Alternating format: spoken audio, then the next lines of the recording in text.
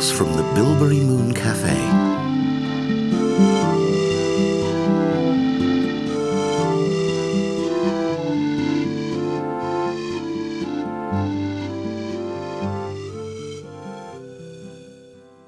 Some summers ago, on a warm winter's night, as London slept peaceful and still, a large swarm of tropical Bolivar bees flew over the sea from Brazil.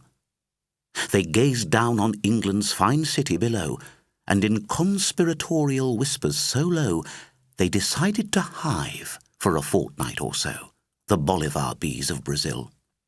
Now, Bolivar bees are not yellow and black, nor striped like an ordinary bee, for their fur is sky blue with maroon-coloured spots, and they hive in the Bolivar tree. Many apiarists seek them with little success for the musical powers they're said to possess, and the taste of their honey is known to impress the Bolivar bees of Brazil. And the sting of the musical Bolivar bee will cause you no pain or disease, nor keep you in bed with a fever as high as 107 degrees.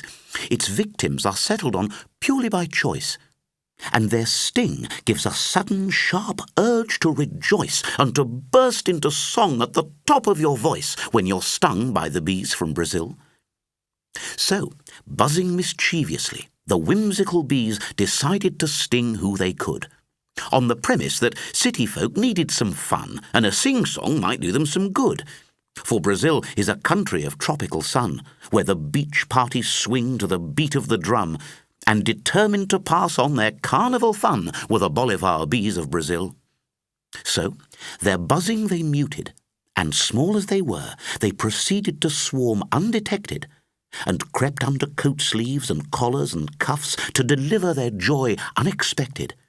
The crowds in the high streets, the office-bound throng, and the queues at the bus stops they hovered among, who were seized by the urge to explode into song, being stung by the bees from Brazil. The butchers and builders and bankers and bakers, the postmen and policemen on duty, sang Viva España and Scotland the Brave, and selections from Cosi fan tutti. The stock market traders, arranging their loans, all chorused together in vigorous tones and sang Speed Bonnie Boat down their portable phones, being stung by the bees from Brazil. The grim House of Commons, the stern House of Lords, sang medleys of romance and love, and a newscaster tore up her bulletin sheet and sang Oh, for the wings of a dove. A judge, passing sentence in voice grave and low, tossed his gavel and wig to the jury below and sang cockles and mussels, alive, alive, oh, being stung by the bees from Brazil. The sentries at Buckingham Palace on guard, the businessmen walking down Cheapside, all twizzled their rifles and brollies and sang, Oh, I do like to be by the seaside. And the train-time announcer at Marylebone, who usually spoke in a dignified tone, sang, Give me a home where the buffalo roam, being stung by the bees from Brazil. Though the Bolivar bees were delighted indeed, they were soon to be filled with remorse, for after such singing, the Londoners' voices grew croaky and rasping and hoarse. So the bees held a meeting with serious intent to ensure that a cure be immediately sent, while the cough sweet shares peaked at 600%, thanks to Bolivar bees of Brazil. And the carnival queen of the Bolivar bees was concerned at this serious imbalance, and decreed that her workers should quickly employ the industrial side of their talents.